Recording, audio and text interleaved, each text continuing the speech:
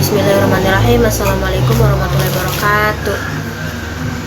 Sebagai mahasiswa, kita tuh punya tanggung jawab buat ngejaga demokrasi di Indonesia. Kalau ngelihat politik sekarang ya banyak banget hal yang perlu kita kritisi. Ini bukan cuma urusan pemerintah tapi masa depan kita juga.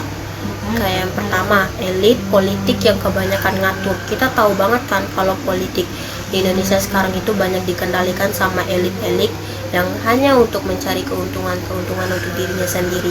Kebijakan sering gak mikirin rakyat kecil. Nah, tugas kita tuh buat terus bersuara dan ngingetin mereka biar gak semena-mena. Yang kedua, ruang demokrasi yang makin sempit. Nah, beberapa undang-undang kayak undang-undang ITE atau undang-undang cipta kerja bikin kebebasan rakyat buat bersuara, jadi nggak boleh diam aja.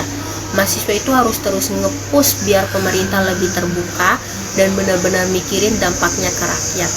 Yang ketiga itu pemilu dan masa depan bangsa. Mahasiswa itu harus ngajak masyarakat buat paham politik biar nggak salah pilih pemimpin. Jangan cuma asal pilih karena janji manis saja. Yang kelima itu bela yang lemah. Jangan lupa mahasiswa itu harus jadi suara buat buruh, petani, dan orang-orang kecil lainnya. Kalau kita nggak bantu, siapa lagi yang mau mendukung mereka? Intinya, kita nggak bisa cuma duduk diam dan ngeluh. Kita harus kritis, peduli, dan berani bersuara. Kalau bukan kita, siapa yang ngejaga demokrasi? Ayo bergerak bareng. Nah, yang kedua itu menganalisis terkait teori dan praktek politik apakah sudah sesuai atau tidak. Kalau mau bahas soal teori dan praktek politiknya ini, gampangnya kita lihat apakah apa yang seharusnya dilakukan menurut teori itu benar-benar dijalankan di dunia nyata. Teorinya, politik itu harusnya jadi alat buat mencapai keadilan dan kesejahteraan buat semua orang, tapi bisa jadi kenyataannya seringkali politik malah dipakai untuk kepentingan pribadi atau hanya untuk kelompok tertentu.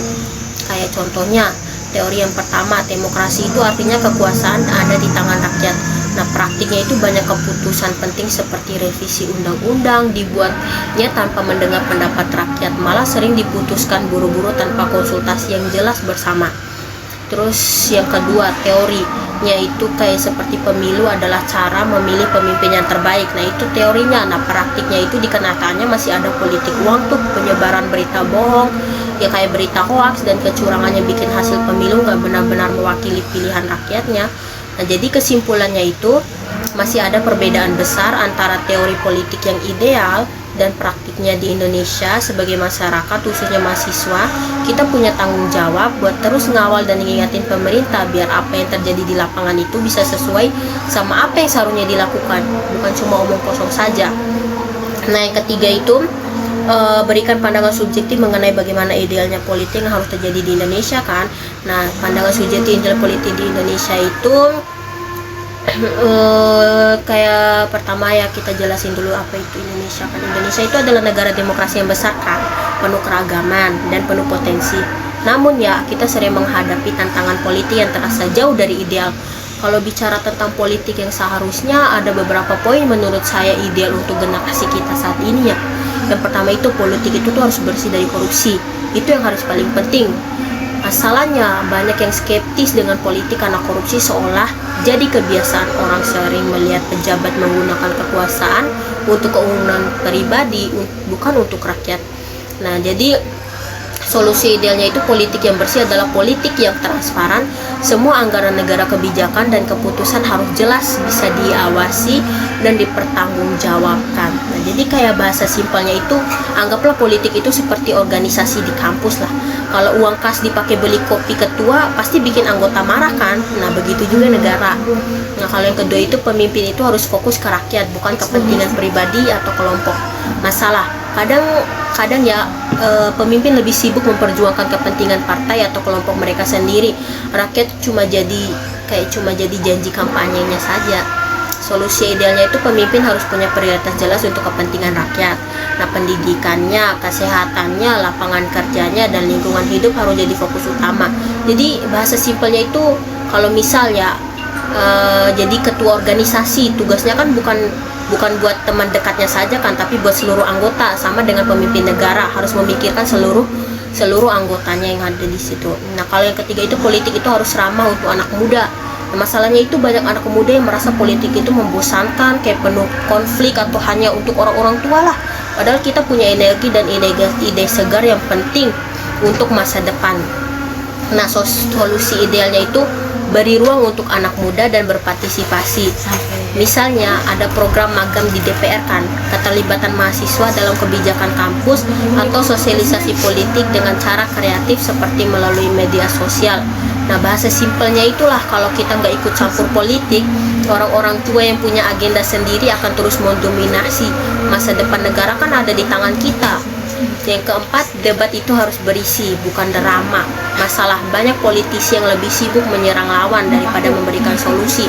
Debat jadi drama yang penuh emosi tapi kosong isi, tahu tong isi nyaring buringnya tapi kosong isinya. Nah, itu dah solusi ideal. Semua pihak harus fokus menyampaikan program, visi, dan solusi nyata. Pemilu bukan soal siapa yang paling hebat menyerang, tapi siapa yang paling punya ide terbaik. Nah, jadi bahasa simpelnya itu, bayangkan dua teman nih lagi ribut soal organisasi tapi nggak ada yang kasih solusi, bikin capek kan. Nah, politik juga jangan kayak gitu. Politik itu harus didukung teknologi dan transparansi digital. Nah, masalahnya banyak proses politik yang terasa kuno, lambat, dan tertutup. Solusi ideal, gunakan teknologi untuk membuat politik lebih efisien dan transparan. Misalnya e-voting untuk pemilu, aplikasi pengawasan, anggaran, atau platform diskusi publik digital. Jadi bahasa simpelnya, kalau belanja di marketplace bisa transparan dengan cepat, masa politik nggak bisa sih? Nah, yang kedelapan, pendidikan politik itu penting. Ya, masalahnya tuh banyak orang yang gak paham politik karena kurang edukasi. Akibatnya masyarakat mudah dipengaruhi hoax atau janji palsu. Nah, solusi idealnya itu pendidikan politik dimulai dari sekolah hingga perguruan tinggi. Anak muda perlu tahu cara kerja pemerintahan, hak-hak warga negara, dan bagaimana memilih pemimpin yang baik. Jadi bahasa simpelnya itu, kalau nggak ngerti kita akan terus dibodohi. Jangan sampai ya itu terjadi, teman-teman. Nah, jadi kesimpulannya itu, politik yang ideal untuk Indonesia itu bagi anak kuliah seperti kita, politik seharusnya jadi ruang untuk kolaborasi, ide-ide segar, dan solusi nyata, bukan kayak tempat drama, konflik, atau korupsi. Politik yang ideal, ya politik yang idealnya itu kayak, pertama, bersih dan transparan. Kedua, berpihaknya itu pada rakyat, bukan pada kelompok-kelompok tertentu itu saja. Yang ketiga, ramah terhadap anak muda. Yang keempat, fokus pada solusi bukan drama. Yang kelima, didukung teknologi. Yang keenam, diperkuat pendidikan politik. Kalau kita nggak peduli politik, yang mengatur masa depan kita adalah orang-orang yang mungkin nggak memikirkan kita. Jadi penting buat kita ikut terlibat dan berkontribusi sekecil apapun itu. Sekian dari saya. Mohon maaf bila ada kesalahan kata. Wabillahi taufiq wal hidayah. Wassalamualaikum warahmatullahi wabarakatuh.